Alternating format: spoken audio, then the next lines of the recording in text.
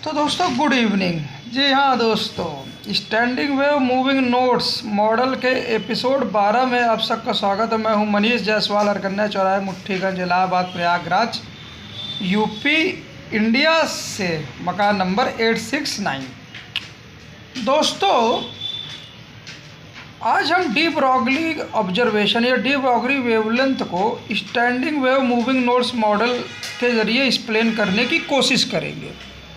और जैसा कि हमने अपने मॉडल में बताया, रिकैप के लिए बता दें जिन लोगों ने पुराना एपिसोड ना देखा हो, तो हमने जो प्रपोज किया है standing wave moving notes model में जो इलेक्ट्रॉन के लिए है वो ये है कि रदरफोर्ड ऑर्बिट में अगर इलेक्ट्रॉन प्लानिटरी मोशन करेगा तो लगातार इलेक्ट्रोमैग्नेटिक रेडिएशन लूज करता, जिसके उसकी रेडियाई धीरे धीरे घटती रहती और एक समय वो न्यूक्लियस में सिंक कर जाता। तो एटम की स्टेबिलिटी को रदरफोर्ड जो मॉडल है एक्सप्लेन नहीं कर पा रहा था। तो बोर पोस्टुलेट ने कहा कि अगर बोर ऑर्बिट्स हैं, सर्टेन ऑर्बिट्स ऐसे हो सकते हैं जिसमें इलेक्ट्रॉन अगर रिवॉल्व करे तो वो कोई भी इलेक्ट्रोमैग्नेटिक रेडिएशन लूज नहीं करेगा। इन्हें स्टेबल ऑर्बिट्स कहा गया। परंतु फिजिक्स तो वही थी, न्यूक्लियस की इलेक्ट्रिक फील्ड और उसके अराउंड, चाहे बोर ऑर्बिट हो या रदरफोर्ड ऑर्बिट, प्लानेटरी मोशन के टाइप अगर इलेक्ट्रॉन करेगा तो उसको एनर्जी लूज करना होगा। तो इस फिज़िक्स के पीछे एक फिनोमिना जोड़ना था जो बोर पोस्टुलेट को हकीकत में बदल सके। वो फिजिकल फिनोमिना हमने जो अज्यूम किया वो ये है कि अगर बोर ऑर्बिट में इलेक्ट्रॉन है तो जैसे ही वो एसेलेट होगा, एनर्जी लूज करना की स्थिति में आएगा, वैसे ही वो इलेक्ट्रॉन मल्टीपल पार्टिकल्स या चार्ज के क्लाउड में ब्रेक होने लगेगा और न्यूक्लियस के साथ उसके जो पार्टिकल्स जो ब्रेक हुए हैं वो नोड्स बनाएंगे और उस नोड्स के मध्य ही वास्तव में स्टैंडिंग वेव रहेगी। जी हाँ, वो स्टैंडिंग वेव दो कारणों से हो सकती है इन नोड्स के मध्य। वो स्टैंडिंग वेव जो है वो अगर इलेक्ट्रॉन मान लीजिए एसोलेट करता तो कुछ इलेक्ट्रोमैग्नेटिक रेडिएशन लूज करने वाला होता, तो वो किसकी कीमत पे आता? जाहिर सी बात है, पोटेंशियल एनर्जी की कीमत में आता, रेडियाई कुछ कम होती।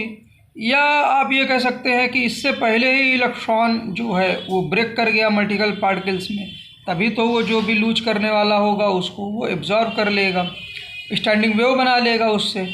तो यहाँ पर जो इम्पोर्टेंट फैक्टर है इलेक्ट्रॉन को ब्रेक होने में, जैसे ही वो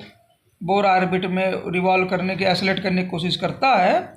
वो ये है mass energy conversion. Mass energy conversion से ही इलेक्ट्रॉन मल्टीपल पार्टिकल्स में मेनली टूट जाता है और इस मास एनर्जी कन्वर्जन के कारण ही कुछ एनर्जी जो है इलेक्ट्रॉन की वो स्टैंडिंग वेव के रूप में, जो टूटे हुए उसके पार्टिकल्स है और न्यूक्लियस के साथ नोड बनाकर स्टैंडिंग वेव के रूप में रहते हैं। स्टैंडिंग वेव कोई और नहीं बल्कि इलेक्ट्रोमैग्नेटिक वेव से बनी हुई स्टैंडिंग वेव होती है। जी हाँ, अब इस स्टैंडिंग वेव की वेवलेंथ जो है वो क्या बोलते हैं, वो जो है कुछ डिफ़र कर सकती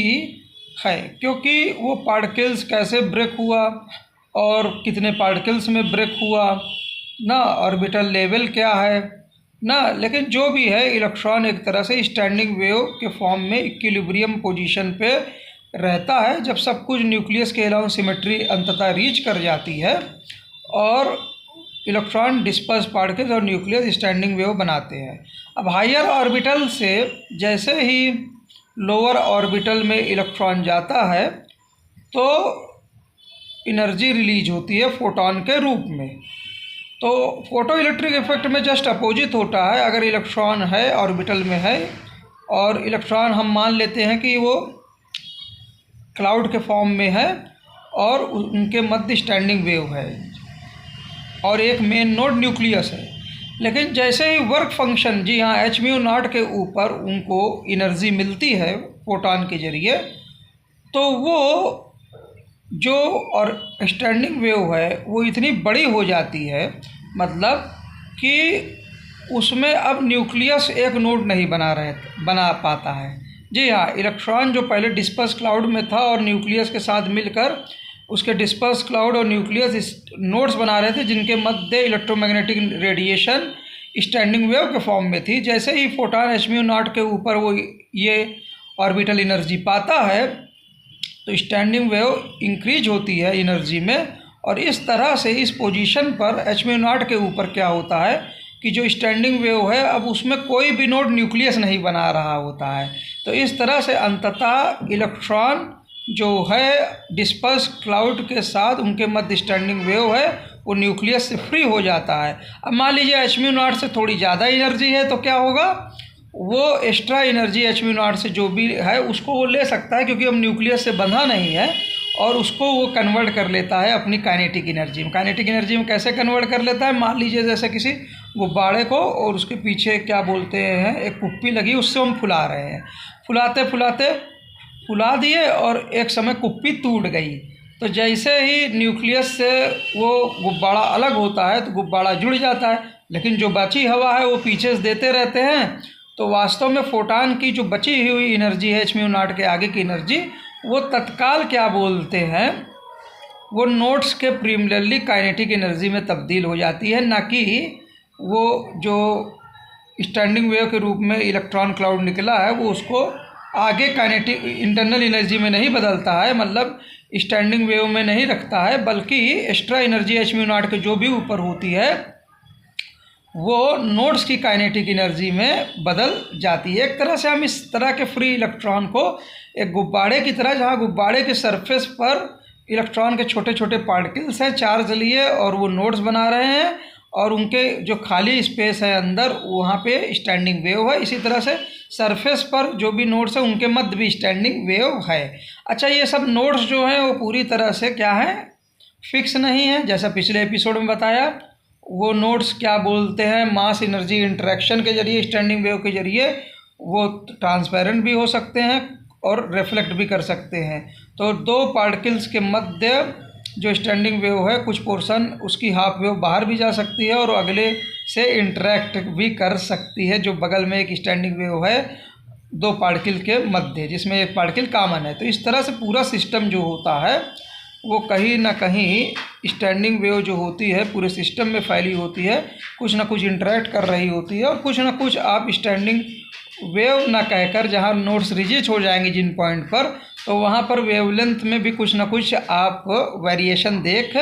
सकते हैं, स्प्रेड देख सकते हैं। जी हाँ, तो स्टैंडिंग वेव की जो वेवलेंथ रहेगी अंदर जो लाइट की स्टैंडिंग वेव की, उसमें स्प्रेड देखेंगे। और इसी के साथ क्या बोलते हैं, स्टैंडिंग वेव के फॉर्म में, गुब्बारे के फॉर्म में जब इलेक्ट्रॉन रहेगा तो कहीं ना कहीं पोजीशन में भी आप स्प्रेड देखते हैं। लेकिन h0 के ऊपर जितनी भी एनर्जी होगी वो थोड़ी सी भी थोड़ी एनर्जी मिलेगी काइनेटिक एनर्जी में तब्दील कर लेगा। लेकिन जब ऑर्बिटल में रहता है इलेक्ट्रॉन, न्यूक्लियस से बना रहता है, तो एक फिक्स एनर्जी ही ले सकता है, बीच वाली नहीं ले सकता है, क्योंकि वो न्यूक्लियस से बना है, वो स्टैंडिंग वेव के फॉर्म में ही इलेक्ट्रॉन रह सकता है। लेकिन फ्री अवस्था में वो आराम से मूव कर सकता है। जो भी h0 के ऊपर एनर्जी होगी वो गुब्बारे या बॉल की एनर्जी बनाएगी। लेकिन एक बात ध्यान रखनी है कि फोटान जो भी एनर्जी देगा वो एक ही तरफ से आएगा, तो उस फोटान का एक अपना मोमेंटम किसी पर्टिकुलर डायरेक्शन में होगा। तो जब तक आज़ाद नहीं होती है तब तक तो क्या बोलते हैं, एक तरह से स्टैंडिंग वेव इंक्रीज होती रहती है, बढ़ती रहती है। जैसे ही न्यूक्लियस से आज़ाद होती है तो जिस डायरेक्शन से फोटान मान लीजिए आ रहा है, इंटरेक्ट कर रहा है, तो उसी डायरेक्शन में मोमेंटम ट्रांसफ़र होने लगता है। इससे क्या हो सकता है कि जब h0 से ऊपर की जो भी एनर्जी होगी वो जो इलेक्ट्रॉन है वो एक तरह से एक चार्ज्ड क्लाउड है, स्फीयर के फॉर्म में है, लेकिन चूँकि मोमेंटम एक तरफ से आ रहा है तो जो पार्टिकल्स फोटान की तरफ से पहले इंटरेक्ट कर रहे हैं वो कहीं ना कहीं ज़्यादा काइनेटिक एनर्जी रखे रहेंगे कंपैरिजन टू अन्य पार्टिकल्स के कंपैरिजन। तो कहीं ना कहीं फोटान जो इलेक्ट्रॉन है जो चार्ज क्लाउड और स्फेरिकल बॉल के रूप में है और जो मूव कर रहा है फ्री इलेक्ट्रॉन की तरह, और जिनके मध्य स्टैंडिंग वेव है, वो स्क्यूज होने लगेगी, और मतलब उनके पार्टिकल्स जो हैं स्क्यूज होने लगेंगे, तो पार्टिकल्स के मध्य ओवरऑल दूरियां कम हो सकती हैं। अंततः जब वो स्लिट के पास पहुंचते हैं, जैसे पिछले एपिसोड में समझाने की कोशिश की कि जैसे ही डबल स्लिट के पास इस तरह का बैलून पहुंचेगा,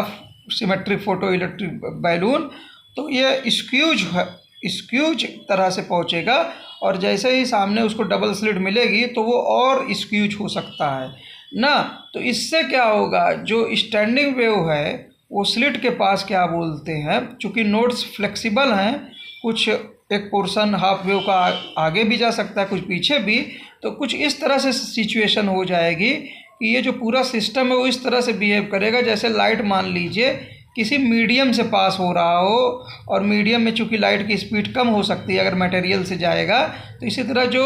जो भी मटेरियल बचा हुआ है क्लाउड के फॉर्म में, उसमें से जो है लाइट एक तरह से वो स्क्यूज होने लगेगी। एक तरह से पूरा सिस्टम इस तरह से दिखेगा कि कुछ लाइट जो स्टैंडिंग वेव है वो पार्टिकल्स के साथ इस तरह से लगेगा कि मान लीजिए कि ये एक लाइट ग्रुप वेव के तरह पार्टिकल वेलोसिटी से मूव कर रही है स्लोली, जैसे स्लो मूविंग फोटान की तरह। लेकिन जो भी लीकेज होगा,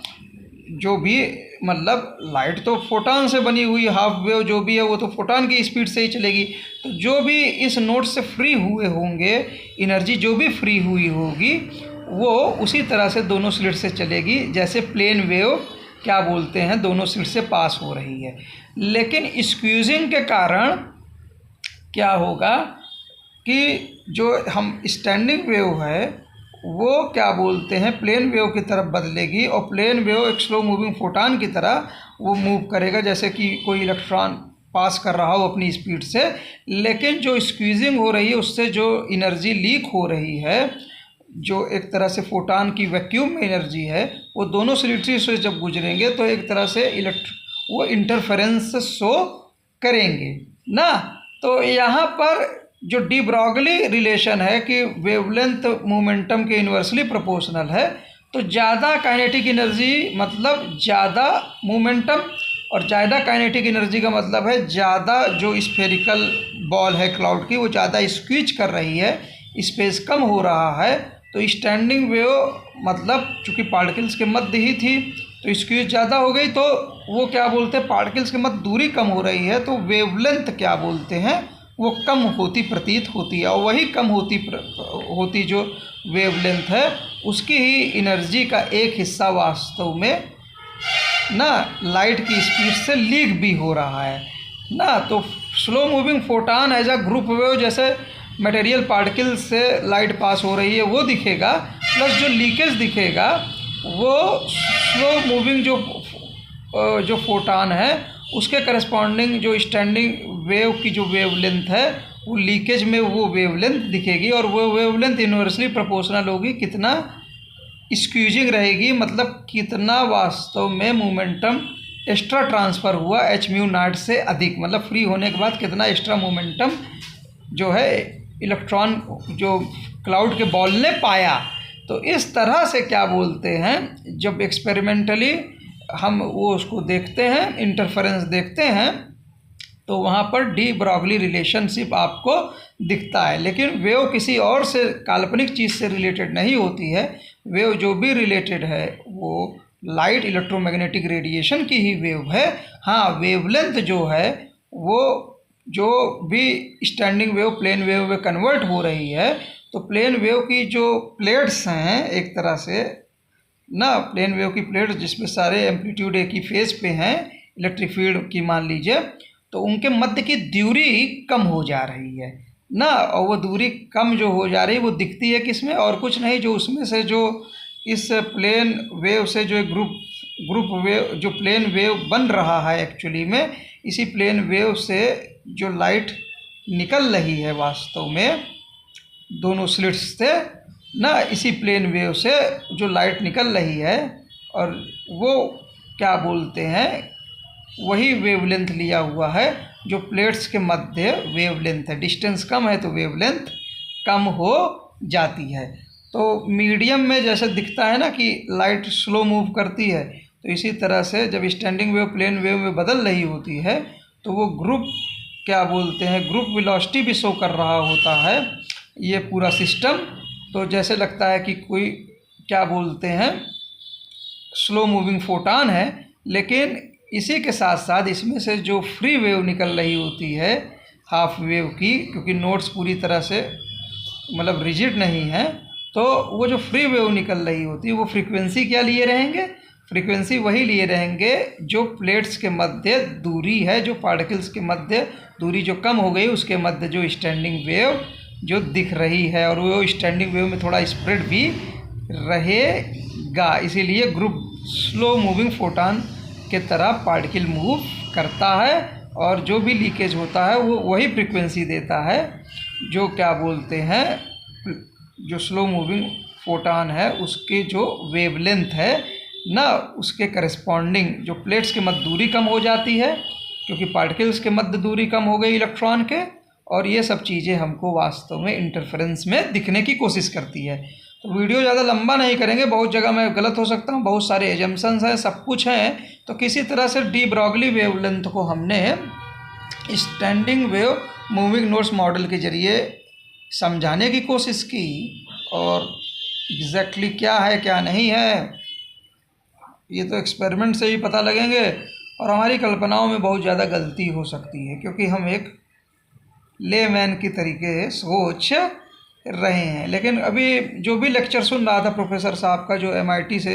MIT के हैं, तो उसमें ये था डी ब्रॉगली ने स्वयं हाइपोथेसिस किया है कि उसकी जो वेवलेंथ है लैम्डा, वो एक्चुअली में प्लेन वेव के करस्पॉन्डिंग है। तो कैसे जो इलेक्ट्रॉन क्लाउड के मध्य स्टैंडिंग वेव कैसे अपने आप को प्लेन वेव के ट्रांजिशन में करने लगती है, अपने आप को बदलने लगती है स्लिट के पास ना, और इस तरह से कुछ क्या बोलते हैं मास एनर्जी कन्वर्जन होता है कि मानो कि स्लो मूविंग फोटॉन मूव कर रहा है। बस अगर मीडियम में, किसी मीडियम में लाइट मूव करती है तो वहाँ पर मीडियम तो स्टेबल रहता है, लाइट मूव कर जाती है एज अ ग्रुप वेव की तरह, तो लगता है कि लाइट की स्पीड कम हो गई है ना, लेकिन लाइट फोटॉन की स्पीड तो वही रहती है। तो ठीक उसी तरह क्या बोलते हैं, स्लो मूविंग फोटॉन एक तरह से ग्रुप वेव की तरह दिखता है ना, लेकिन क्या बोलते हैं वो जो भी है उनके मध्य जो प्लेट्स हैं, भले ही ये स्लो मूविंग फोटॉन की तरह दिखे स्ट्रक्चर में एक प्लेन वेव की तरह, लेकिन ये ग्रुप वेलोसिटी से मूव कर रहा है और साथ में मास भी कैरी कर रहा है, और इनके प्लेट्स के मध्य मतलब वेव फॉर्म्स के मतलब जहाँ पे एम्पलीट्यूड सबका वही, इनके मध्य दूरी कम होती जाएगी जैसे जैसे h0 की वैल्यू बढ़ती ही जाएगी, इलेक्ट्रॉन की काइनेटिक एनर्जी बढ़ती जाएगी। लेकिन जो भी फोटॉन से जो है लीक होगा नोड्स से, उसकी रेडिएशन वेव फॉर्म में लीक होगी, वो एक्चुअली में दोनों स्लिट से इंटरफेरेंस करेगी। तो इसलिए वास्तव में जब मेटेरियलाइजेशन होता है तो हमको इंटरफेरेंस दिखता है, और इस मॉडल से हम मल्टी एटॉमिक पार्टिकल्स या उनसे बने बड़े मॉलिक्यूल्स को भी एक्सप्लेन कर सकते हैं कि बड़े मॉलिक्यूल्स क्यों इंटरफेरेंस पैटर्न शो करते हैं। वो इसीलिए क्योंकि यहाँ पर न्यूक्लियाई और जो इलेक्ट्रॉन स्वयं कहीं ना कहीं टूटा हुआ है और स्टैंडिंग वेव उनके मध्य है, और न्यूक्लियाई भी एक तरह का नोड ही है, लेकिन पूरा सिस्टम जब स्लिट के पास आता है तो कहीं ना कहीं अपने आप को स्लो मूविंग फोटॉन या एक तरह से प्लेन वेव में कन्वर्ट करने की कोशिश करता है, और उसमें से जो भी लीकेज हो रहा होता है वो कुछ और नहीं, वो लाइट है, इलेक्ट्रोमैग्नेटिक रेडिएशन है, लेकिन जिसकी फ्रीक्वेंसी है वो इन्वर्सली प्रोपोर्शनल होती है कि कितनी स्पीड से, कितने मोमेंटम से वो पार्टिकल मूव कर रहा है। डी ब्रॉगली वेवलेंथ के अनुसार हमको रिजल्ट्स मिलते हैं। उम्मीद है एपिसोड आप लोगों को पसंद आया होगा। मिलते हैं अभी थोड़ी देर में लाइव इंटरेक्शन में फेसबुक पर, तब तक ये वीडियो लोड होने दीजिए। Thank you sir.